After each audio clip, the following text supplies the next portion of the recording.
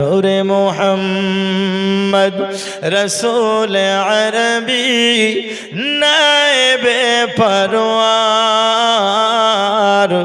জিবরাইল চুমে যার দরবার। জোরে বলুন। যার কদম পড়িলে জমিনে দুনিয়ার হয় মেরাজ, রসুল পাকের জুতা মুবারক আরশে আজিমের তাজ। আব্বাজি আমার নবী সাল্লাল্লাহু তাআলা আলাইহি ওয়াসাল্লাম যখন মেরাজ মুবারকে যায়, দরদি মেরাজ শরীফে আমার নবী সাল্লাল্লাহু আলাইহি ওয়াসাল্লাম যখন গিয়েছিলেন, ওরে আমার বাবা আরশে আজিমে যখন আমার নবী তিনি আপনার কদম মুবারক রাখবে, হে বাবাজি আমার নবী পাকের পরনে জুতা মুবারক ছিল। আমার নবী জুতা মুবারক খুলবো মনে করেছি, আমার আল্লাহ বলেন হাবিব আপনি জুতা খুলবেন না, আপনি জুতা খুলবেন না। ওগো আমার নবী আপনি জুতা পরে চলে আসুন আমার আরশে আজিমে। তখন আমার নবী বলেন আল্লাহ তুমি যখন মুসা নবীকে তোমার সঙ্গে দিদার করার জন্য তোমার কাছে আবেদন করেছিল মাবুদ, তুমি তখন মুসা নবীকে বলেছিলে ওগো মুসা তুমি জুতা খুলে তোর পাহাড়ে তুমি এসো। ওগো মাওলা পাক তোর পাহাড়ের জন্য যদি মুসাকে জুতা খুলে আসতে হয় আল্লাহ,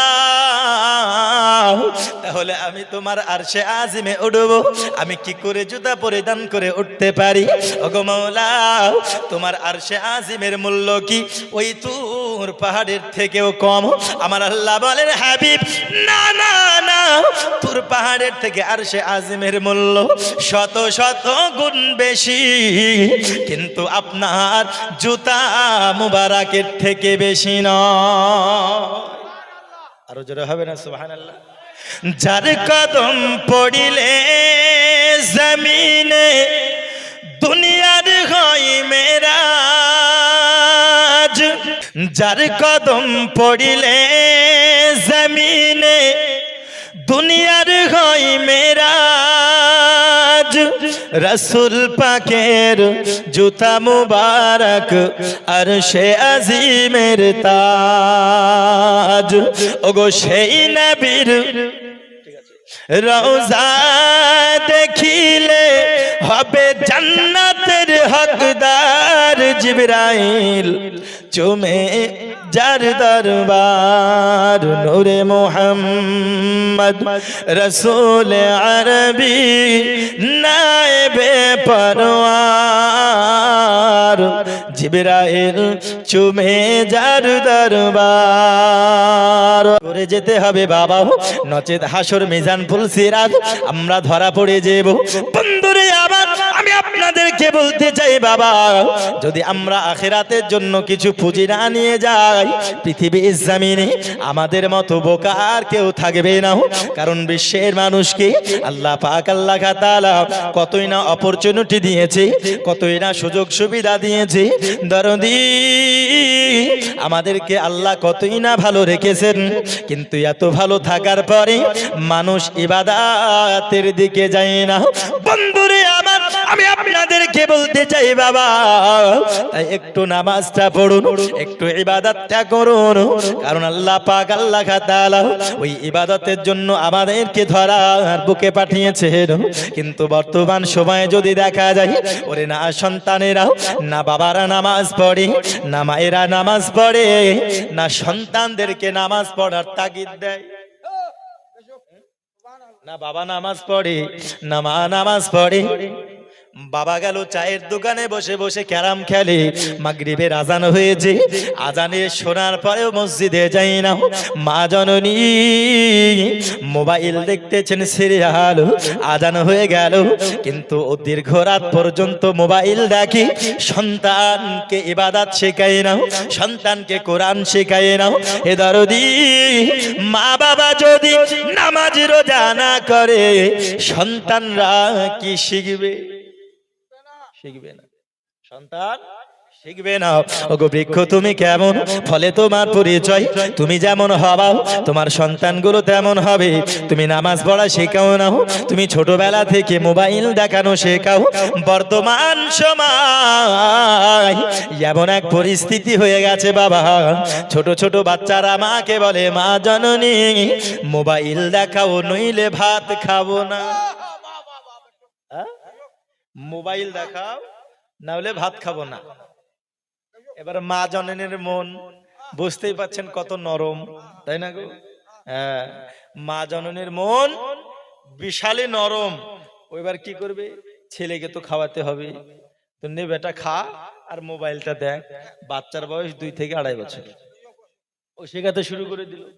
এই যে শিখাতে শিখাতে যখন বড় হচ্ছে, 10 বছর বয়স হচ্ছে, বলছে মা মোবাইল দাও। বুঝতে পারলেন?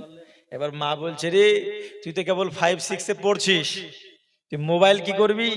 মোবাইল নিতে হবে না, যাহা মায়ের ধমক দিয়েছে, বাবাই ধমক দিয়েছে, অমনি বলছে মোবাইল না দিলে বিষ খাবো। বুঝলেন না? মোবাইল না কিনে দিলে বিষ খাবো, গলায় দড়ি দিব, কেরালায় চলে যাব। আর এখনকার ছেলে পিলে কেমন সাহস বুঝতে পাচ্ছেন? এখনকার ছেলে পিলের কঠিন সাহস। তো মা জননী কি করবে, ও গোষ্ঠীর লোন তুলে মোবাইল কিনে দিছে। বুঝলেন তো? ও গোষ্ঠীর লোন তুলে মোবাইল কিনে দিছে, আর রাস্তার কোনায় কোনায় কোনায় কোনায় মার মার মার মার করে শুধু খেলে খেলে চলে যাচ্ছে।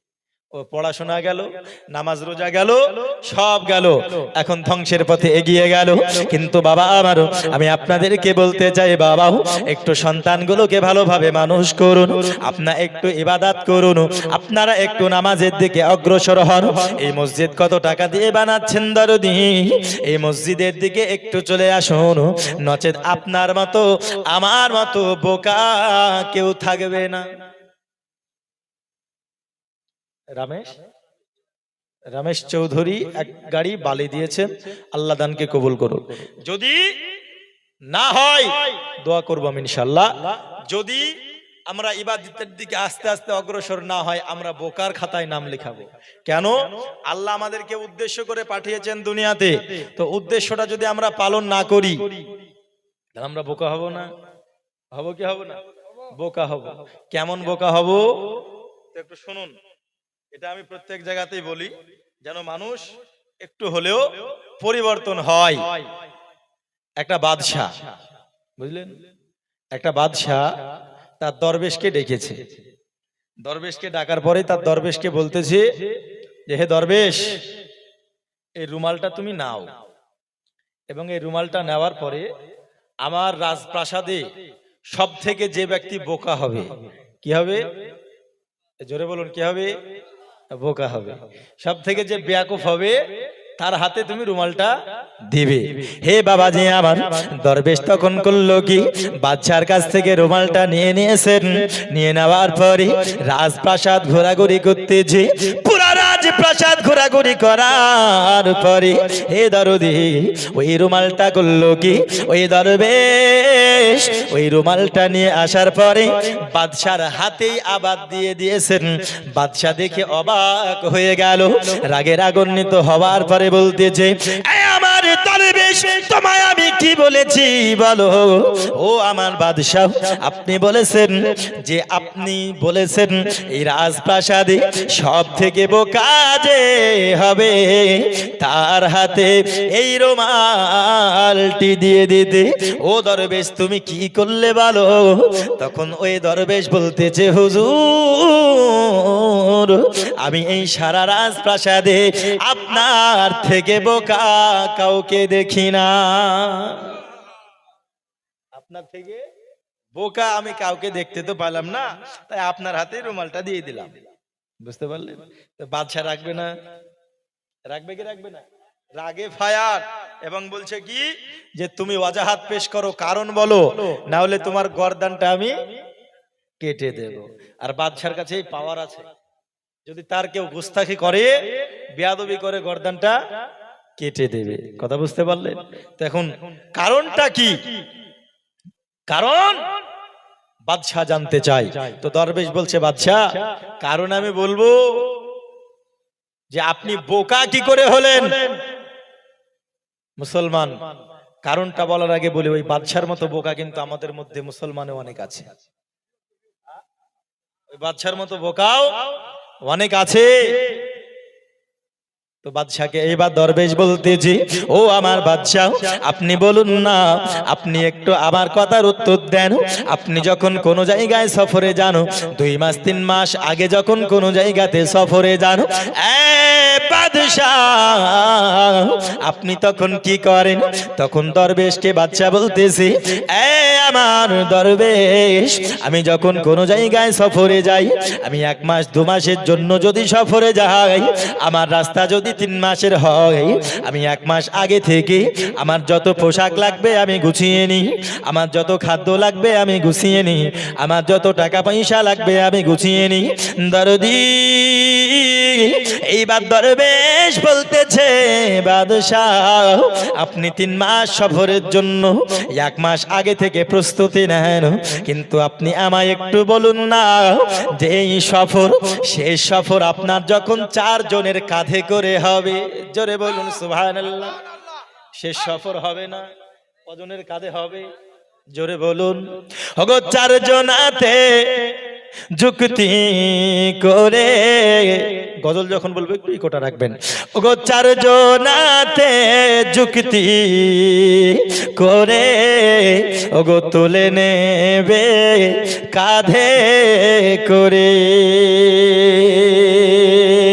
ওগো 4 জনাতে যুক্তি করে, ওগো তুলে নেবে কাঁধে করে, ফেলিয়ে দেবে অন্ধ ঘরে, ওগো আপন আপন যাবে দেশে, ওগো কে যাবে গো তোমার সাথে, অচেনা অন্ধকার পথে দয়ালু, ওগো কে যাবে গো তোমার সাথে, জোরে বলুন। ওগো কত বন্ধু বান্ধবেরা, ওগো সঙ্গে যেতে চায় না তারা, কত বন্ধু বান্ধবেরা, ওগো সঙ্গে যেতে চায় না তারা, ওগো ছেলে মেয়ে কলিজার টুকরা, ওগো তারাও চাই না যেতে, ওগো কে যাবে গো তোমার সাথে, অচেনা অন্ধকার পথে দয়ালু, ওগো কে যাবে গো তোমার সাথে। হে বাবাজি আমার, দরবেশ তখন বলতেছে, ওগো বাদশাহ আপনি 1 মাস 2 মাসের জন্য কোন জায়গায় যদি সফরে যান, আপনি 1 মাস আগে থেকে প্রস্তুতি নেন। ওগো আমার বাদশাহ, যেই বাদশাহ 1 মাস আগে থেকে দুনিয়া সফরের প্রস্তুতি নেয়, আর যেই সফর শেষ সফর হবে, যেখানে 1 মাস 2 মাস নয়, যেখানে চিরস্থায়ী থাকতে হবে, ওই সফরের জন্য ওগো বাদশাহ আপনি কি প্রস্তুতি নিয়েছেন? তখন বাদশাহ বলতেছে, আমার দরবেশ, আমি আমার জিন্দেগিটা দেখেছি, আমার বয়স হয়তো 50, হয়তো হবে 60, আমি আমার জিন্দেগিতে না কোনো নামাজ পড়েছি, না কোনো রোজা করেছি, না কোনো হজ যাকাত করেছি, না কোনো দান সাদকা করেছি, না কোনো আপনার বাবা মা সেবা করেছি। হে বাবাজি আমার, বাদশা তখন বলতেছে, আমি শেষ সফরের জন্য কোনো প্রস্তুতি আমার নাই। তখন দরবেশ বলতেছে, যেই বাদশা দুনিয়া সফরের জন্য 1 মাস আগে থেকে প্রস্তুতি নাই, ওই বাদশাহ যেখানে শেষ সফর চিরস্থায়ী হবে, ওই সফরের জন্য যেই বাদশাহ কোনো প্রস্তুতি নাই না, ওকে আমি বোকা বলবো না তো কি বলবো? ওকে বোকা বলবো না তো কি বলবো?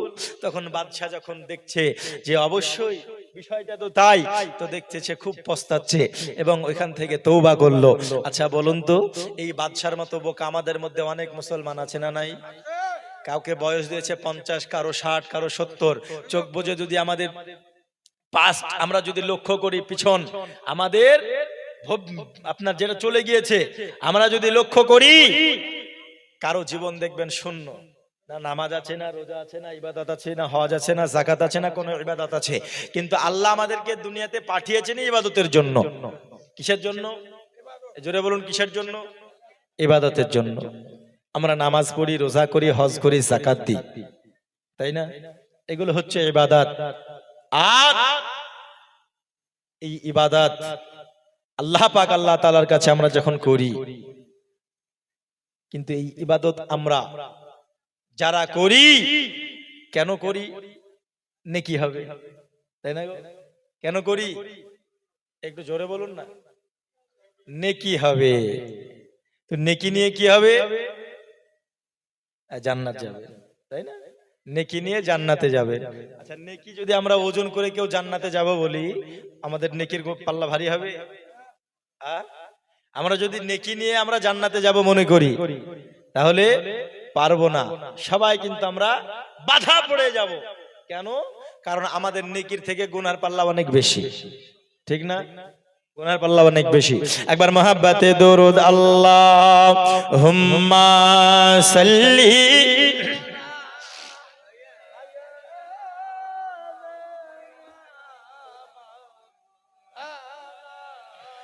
মুহাম্মাদ ওয়া আলা আলি মাওলানা মুহাম্মাদ ওয়া আলা আলি সাইয়্যিদিনা মাওলানা মুহাম্মদ। হে বাবাজি আমার, আমরা ইবাদত আল্লাহ আমাদেরকে করতে বলেছেন।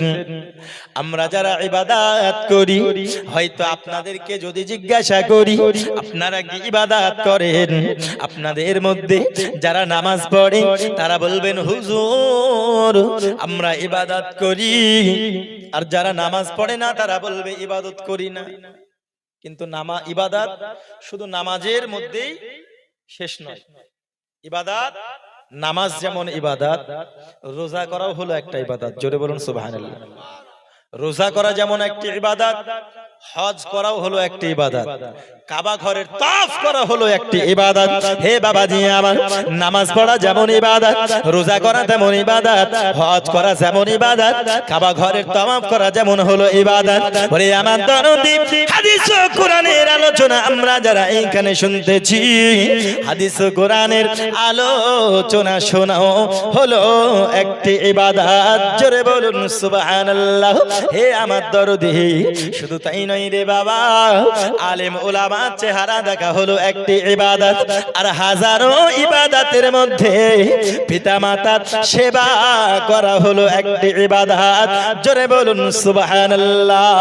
হে আমার দরদি, বর্তমান জামানাতে অনেক ব্যক্তি এমন আছে যারা ধনী হয়েছে, যারা বড় লোক হয়েছে, যাদেরকে আল্লাহ অনেক কিছু দিয়েছেন, কিন্তু দরদি ওরা 5 ওয়াক্ত নামাজ পড়ে, ওরা রোজা রাখে, ওরা কতই না আপনার দান সাদকা করতেছে, আল্লাহ তাদেরকে ধন সম্পদ দিয়েছে, কিন্তু ওই রকম ব্যক্তিদের জন্য দেখা যায় তাদের বাবা মা অনেক কষ্টে থাকে।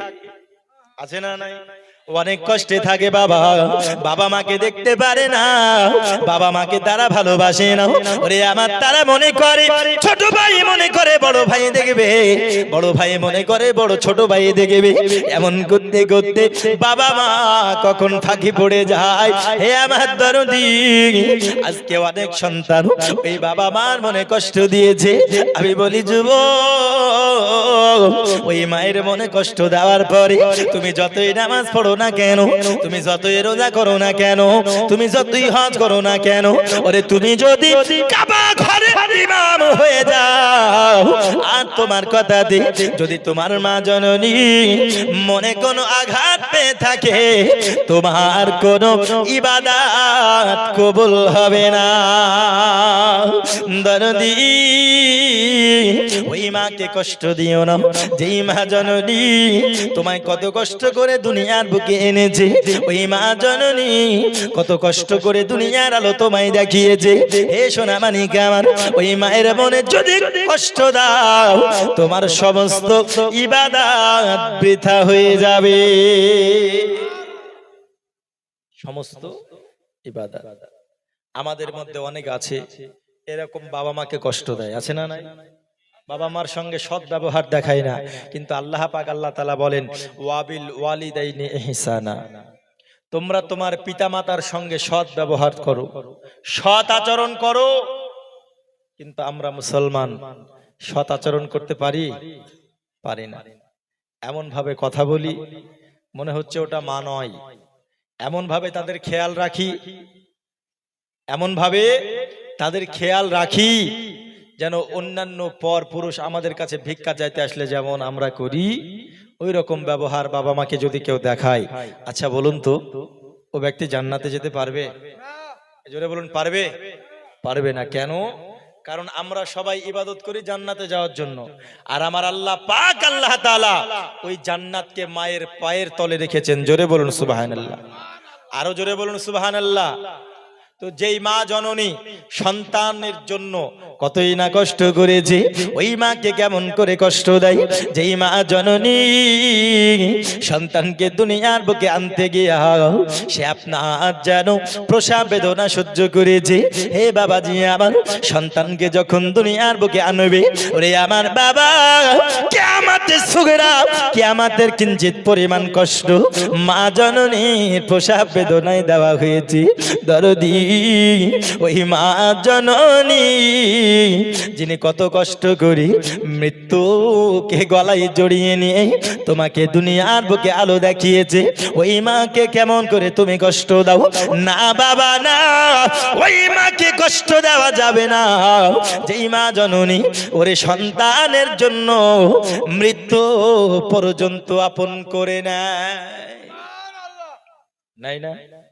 আল্লাহকে বলে যদি সন্তান অসুস্থ হয়, আল্লাহ তুমি আমার উমার আমার বয়স তোমার সন্তানকে দিয়ে দাও, আল্লাহ তুমি আমার জান নিয়ে নাও, কিন্তু তুমি আমার সন্তানকে ভালো করে দাও। বলে কি বলে না?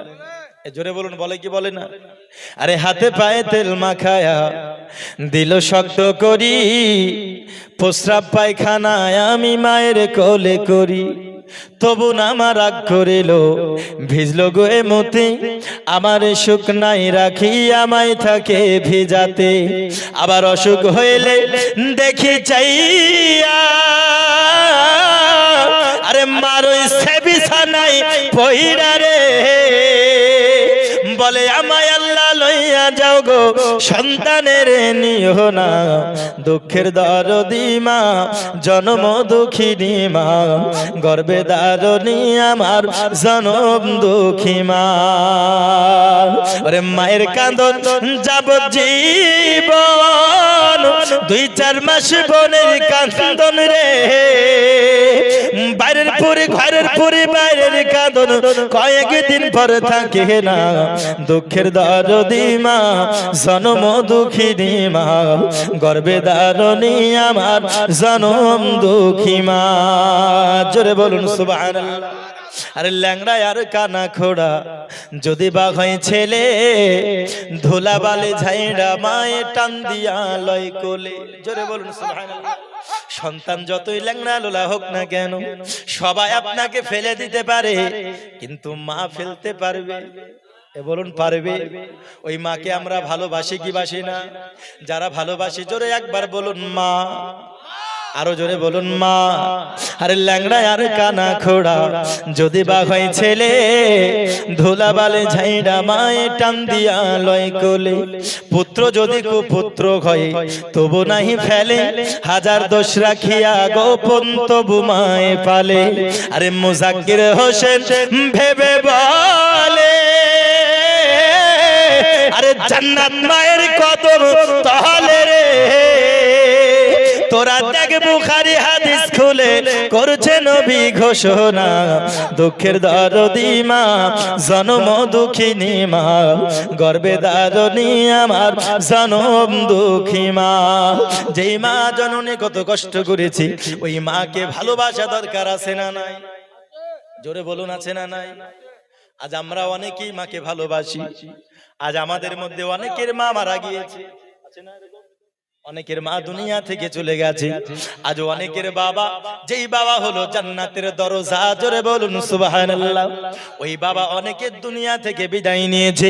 ওরে আমার দরদি, আমার মা বোনেরা, আপনাদেরকে বলতে চাই, যদি মাকে ভালোবাসে থাকেন, মা যদি বাবাকে ভালোবেসে থাকেন, তারা দেখুন কবরের মধ্যে তারা শুয়ে আছে, আর তারা কত আশাবাদী হয়ে আছে যে আমার সন্তানেরাও, আমার কন্যারা ওই জালসা শুনতে গিয়েছে, ওখান থেকে আমার জন্য একটু দোয়া করবে।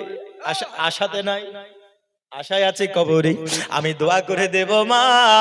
আপনাদেরকে বলি, যারা মাকে ভালোবাসেন দরদি, আমি আপনাদেরকে বেশি নয়, এই মসজিদের জন্য মাত্র 12 জনকে দেখতে চাই, 1 বস্তা করে সিমেন্ট, বেশি নয়, 12 জনকে।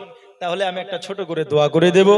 আমার পূর্বে মাওলানা সাবির আলী সাহেব সুন্দরভাবে তিনি কালেকশন করে গেছেন, দেওয়ার মতো হয়তো নাই, তবু আমি একদম খালি হাতে নয়, আমি একটু দোয়াটা করে যাব। তো এই মসজিদের জন্য অন্তত পক্ষে 12টা সিমেন্টের বস্তা যদি 12 জন মিলে দেন, তাহলে ইনশাল্লাহ একটু দোয়া করে দেবো ইনশাল্লাহ। জি, 2 বস্তার নাম কি? ফরমান আলী সাহেব। নারে তাকবীর। এই ভাই বসুন না। নারে রিসালাত। ইয়া রাসূলুল্লাহ। ফরমান আলী সাহেব 2 বস্তা সিমেন্টের দাতা বলুন জিন্দাবাদ। এই দেখুন দুটো কেবল হলো, তো ফরমান আছে এই গ্রামে, আরমান নাই গো? হ্যাঁ, আরমানও আছে। সুবহানাল্লাহ। ফরমান, আরমান, সুরমান সব, হ্যাঁ।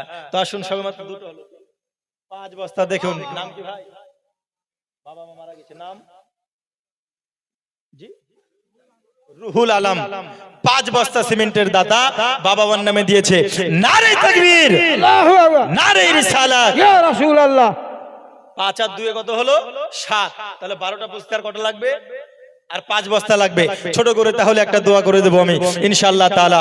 আসুন একটু চট করে মা বোনদের মধ্যে থেকে, মা আপনাদের দান তো খুব সুবহানাল্লাহ, খুব ভালো আপনারা দান করেন মা।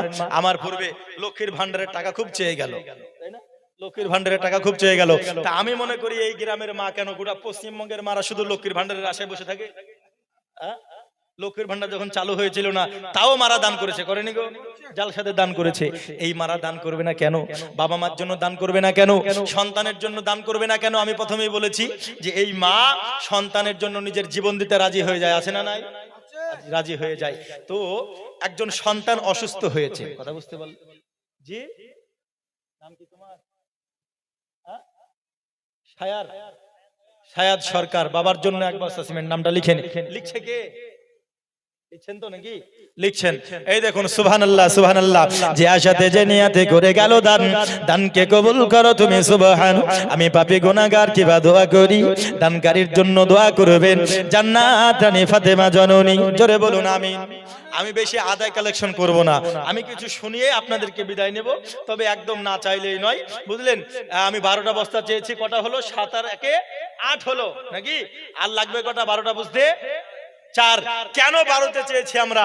কারণ আমরা 12 রবিউল আউয়াল পালন করি, করি না? বাবা মার জন্য আব্দুল মান্নান 10 বস্তা সিমেন্ট। নারে তাকবীর, আল্লাহু আকবার, নারে রিসালাত, ইয়া রাসূলুল্লাহ। বাবা মার জন্য 10 বস্তা সিমেন্ট দান। জোরে বলুন জিন্দাবাদ, জিন্দাবাদ। তাহলে কটা হলো? 10 আর 8 18। চেয়েছিলাম কত? 12। বলেছিলাম 12 আসলে দোয়া করে দেব। তো 12 তো পার হয়ে গেল, তাই না গো? তো 12 যখন পার হয়ে গেল, 18 হয়ে গেল, তাহলে আর 12টা চলে আসলে কোরআন শরীফ কয় পারা বলুন তো? কোরআন শরীফ হচ্ছে 30 পারা। কথা বুঝতে পারেন? জি। হাসনগর বাপ্পা দিয়েছে 500 টাকা, মানে আর একটা সিমেন্টের বস্তার দামও দিয়ে দিয়েছে নাকি গো? দিয়ে দিয়েছে। সুবহানাল্লাহ সুবহানাল্লাহ। তাহলে 19টা হয়ে গেল ব্রাদার ইসলাম আজিজানে মুহতারাম। তাহলে লাগবে মাত্র 11টা, তাহলে 30টা হয়ে যাবে।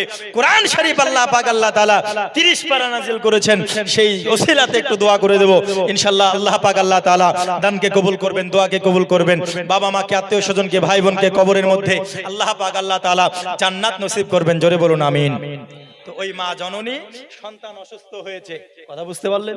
সন্তান অসুস্থ হয়ে গেছে, হে বাবাজি আমার সন্তান অসুস্থ হয়েছে, মা জননী আল্লাহর কাছে দোয়া করতেছে, ওগো মাবুদ আল্লাহ তুমি আমার সন্তানকে সুস্থ বানিয়ে দাও। মা জননী সন্তানের জন্য আল্লাহর কাছে দোয়া করছে।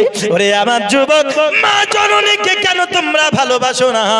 ওই মা জননী আজকে সন্তানের জন্য কত বড় পদক্ষেপ পর্যন্ত নিতে রাজি হয়ে যায়। দরদি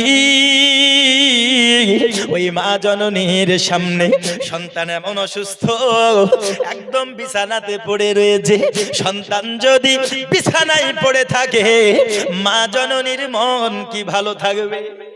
ভালো থাকবে না। আব্বাজি আমার ওই মা জননী আল্লাহর কাছে দোয়া করতেছে, ওগো মাওলা পাক তুমি আমার সন্তানকে যদি সুস্থ বানিয়ে দাও, আমি তোমার কাছে ওয়াদা করতেছি আমি একদিন নয় 2 দিন নয়, ওগো আল্লাহ তুমি যদি আমাকে আমার সন্তানকে সুস্থ বানিয়ে দাও, আমি 7 দিন দুনিয়া থেকে বাইরে যাব। সুবহানাল্লাহ। হক। কোথায় যাবে? দুনিয়া থেকে বাইরে থাকবে। কয়দিন? 7 দিন। জি হাসিনা বিবি, সুবহানাল্লাহ সুবহানাল্লাহ। আমার বোনের নামে নাম গো। হাসিনা বিবি দিয়েছে 200 টাকা নাকি? আর 100 দিলে তো একটা সিমেন্টের বস্তা হয়ে যেত গো। অসুস্থ আছে, যাই হোক আল্লাহ পাক আল্লাহ তাআলা শিফা আপ করুক, দান করুক। যে আশাতে যে নিয়াতে ঘুরে গেল দানকে কবুল করো তুমি সুবহান। ওগো আল্লাহ দয়াময়। আচ্ছা আচ্ছা আচ্ছা 300 পুজিয়ে দিল না? যাক সুবহানাল্লাহ। নারে তাকবীর, নারে রিসালাত। এই তোমরা তাকবীরের ধ্বনি গলা দাও না গো। শ্রোতা পড়ে আছে পিছনে, কথা বুঝতে পারলেন? পিছনে পড়ে আছে। বাবা একটু সামনের দিকে এগিয়ে আসেন না, সামনের দিকে এগিয়ে আসেন, ভালো লাগবে বুঝলেন? আমি বেশি চাইবো না বুঝলেন? জি বাবা মার জন্য কে দিল এটা? নাম সাদেক মন্ডল। সুবহানাল্লাহ সুবহানাল্লাহ। ও খালেক মন্ডল, হ্যাঁ বুঝলেন? সাদেক খালেক, একটু নামগুলো স্পষ্ট করে বলবেন আমাকে। এর আগে এসেছিলাম আপনাদের এই উত্তর দিনাজপুরে বুঝলেন? উত্তর দিনাজপুরে গিয়ে কালেকশন করছি। আমি তো ধরেন সেমন কালেকশন করি না, যদি বলে একটু করে করে দিই, তো কালেকশন করছি। তো আপনার ডাক্তার সাহেব ও দিল 5000, বুঝতে পারছেন? ডাক্তার সাহেব দিচ্ছে, মিস্ত্রি সাহেব দিচ্ছে, সবাই দিচ্ছে। তো একজন আসছে আপনার মাস্টার নাম, কথা বুঝতে পারলেন? মাস্টার দিচ্ছে 5000। তা আমি বলছি মাস্টার মানুষের বেতন তো কিছু না হলে 40,000 50,000 হবে, তো মাস্টার মানুষ যদি 5000 দেয় তাহলে কি করে হবে? তো বলছে না হুজুর, ওর নাম হচ্ছে মাস্টার, ওর নাম মাস্টার, ওই স্কুলের মাস্টার না, ওর নামে মাস্টার, বুঝলেন? তো সুবহানাল্লাহ, নামগুলো একটু ভালো করে বলবেন। হ্যাঁ, খালেক মন্ডল দিয়েছেন 1000 টাকা।